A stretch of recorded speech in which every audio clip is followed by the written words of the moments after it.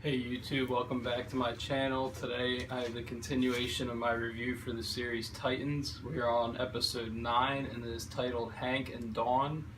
And I thought it was really interesting, like I said in the end of my last video, that almost the exact same number of episodes later we have an episode titled Hank and Dawn instead of Hawk and Dove. And as I anticipated, this was probably going to round out or at least give us some more detail on the characters that we knew so little about in the second episode. We start off where we left off with Hank and Dawn at the end of episode 2. Now that she's in a hospital, I mean, it looks like she's in a coma, quite possibly, or broke back. I mean, paralyzed, we have no idea.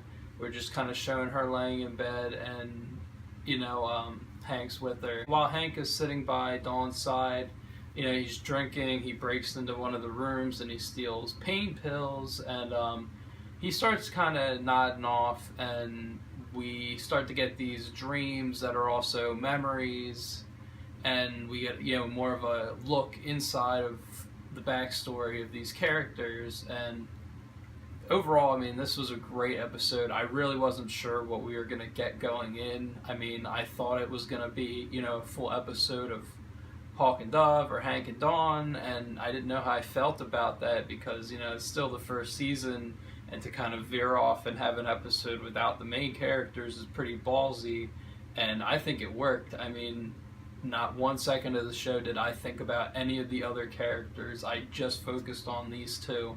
And the backstory that we got for these two, I mean, they made them just such more compelling characters than what we saw, because we really knew nothing about them. And in this episode, we pretty much got the last, I don't know, probably like a year or two, or however long, up until, we get to meet them in episode 2. So in Hank's first memory or dream that he has, it's him playing football as a young kid, and their football coach, oddly looks at his brother who's cheering him on from the sidelines, and after school, he suggests that he's going to show him the weight room, implying, that he's trying to molest this kid. And, his brother, Hank, who kind of has a sense that something's not right, basically makes his younger brother leave, and he basically gets molested so that his brother doesn't have to. And from the get-go, that just shows a lot about his character. So then we kind of flash forward to a little bit when he's older and in college playing football or high school,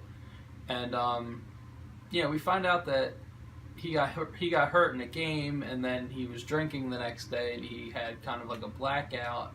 That Hank's had a lot of concussions, not just from football, I guess from various other things, but from the get-go, he's really not even in a good state to be playing football. But his, he intends to keep playing because he's just kind of like that stereotypical football guy where, I'm going to play through my injury because, it's the finals or championship, whatever it may be. But, his brother kind of oversteps the line to where he goes to the athletic director and he tells them, he has concussion, or he has a brain problem and he cannot play. So they bench him so that he cannot play, and this pisses him off. And he confronts his younger brother in the library, and they have an argument, and it leads to a fight that the two brothers are fighting these other kids. But at this point, rewatching this episode, because I've watched this episode about 3 or 4 times since it came out now, just because I really liked what they did. They get kicked out of this private school or scholarship that they go to school on for this fight in the library, and they try to figure out what to do with themselves afterwards. And Hank's younger brother, Donnie, basically suggests, let's be superheroes. The system failed us, the system failed our mother before she died, and they start looking at like all the pedophiles and stuff in the area, and they kind of realize, that there is a need for superheroes in this part of their town. So basically, Hawk and Dove are born. In the these first 2 dream sequences or memories that Hank has, Raven appears in a couple of them in like reflections and in mirrors, and you think that this could possibly be her like trying to tell you something from the future, but we don't know. And it's just interesting that they had that popped up because, you know, that's just another side of her powers that we get to see. But, you know, when you're watching the episode, you kind of realize that because Hank has taken these, you know, pills and he's drank, that he's kind of oblivious and she can't get through to him. So therein we kind of see that we jump into Dawn's head, who's also in the coma right now, and yeah, we get introduced to this scene where she kind of has this like rocky but good relationship with her mom, and you know, she kind of explains that she's disappointed for a couple reasons in this conversation. It's just a really nice scene that they have, a little brief introduction, almost a little too brief, because right after that, they're walking down the street and Hank and Donnie basically bump into Dawn and her mom, and a moment after that there's a car accident that takes away Donnie and Dawn's mom. And briefly after that we get to basically see how Hank and Dawn's relationship started. They start going to, you know, like this grief counseling. They don't really talk, but afterwards in the bar, like they drink and have, you know, talk a little bit, and we really get to see how their relationship started, and it was over a mutual grief of like probably the two most important people in both of their lives that had just passed away in this accident are now coming together, which is, I mean, you could, besides it being a good story, I mean, it looks like they were kind of intentionally brought together for a reason. And through this episode I tried to listen to see if there's any kind of like timeline of when Dawn and Robin were together, but I couldn't tell if that was before Hank or maybe it was during Hank or something. I mean, it doesn't really kind of pinpoint that the timeline down for that relationship. I was just curious to know when that might have happened. After that, Dawn's gonna stay over at Hank's house after one of their various dates, and she stumbles onto his Hawk costume. So then he shows her, you know, Hawk and Dove, and a little bit after that he tells Dawn that, you know, he was molested as this child, and you know, he didn't think his brother ever knew, but his brother did, and he always just kind of denied it to kind of appear, you know, stronger. And for him to admit that to Dawn, you know, really shows how what their relationship means to each other, that he can say that to her and open up, but he didn't ever want to admit it to his brother. And in this scene, it really shows that Hawk, for Hank, really filled a void in his life before and after, you know, his brother died. But, you know, it's really reminiscent of Batman, that, because, you know, Batman kind of filled this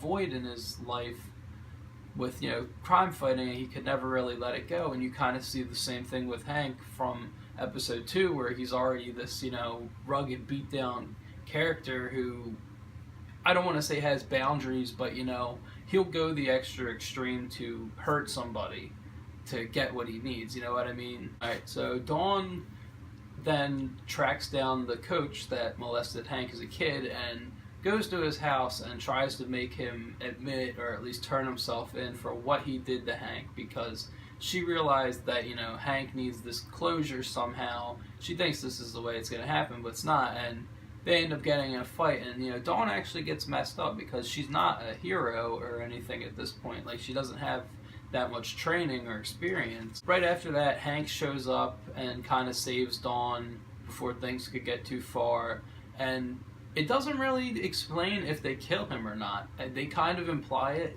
but one thing I loved about the scene, to me, it really showed that part in the characters' arcs where they kind of cross that threshold of, if they did kill him, there's no coming back. So yet again, I find another similarity to Batman, where they may have crossed this line that they also know and realize now there's no going back. And that's where we kind of see the grittiness of their characters, where they're good in the, you know, in episode 2, but they kind of just do it for themselves, you know what I mean? And that's where I kind of see that coming from. It then shows up another time in Dawn's head now, like an actual astral projection, and because she's in a coma at this point, like I said, Hank's pilled up and drunk, so he's going to be harder to communicate to. Well, she wakes Dawn up out of her coma because she can't get through to Hank, who then Dawn wakes him up and says, Jason Todd needs our help, or we need to find Jason Todd. And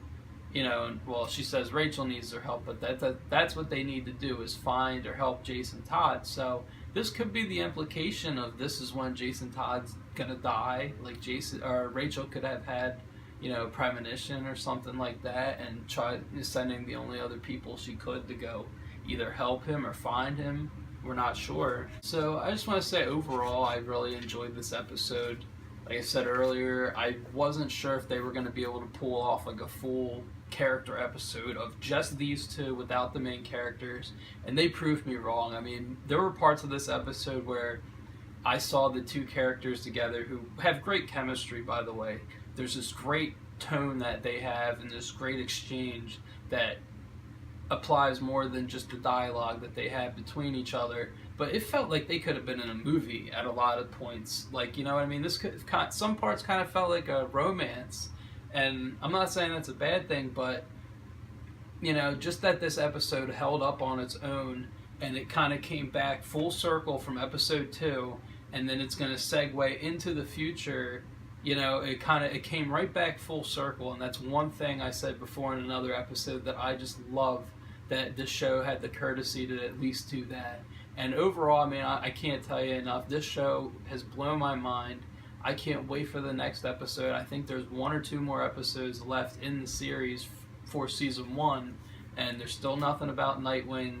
Next episode, it looks like, we're going to get some more insight into Starfire and possibly Rachel's dad, which could possibly, lead us into the last episode of the season, which could be a big fight. I'm still not sure how they're going to end it, but anyway, that was my review for this episode. If you can, please leave comments, let me know what you thought. I look forward to seeing you guys next week.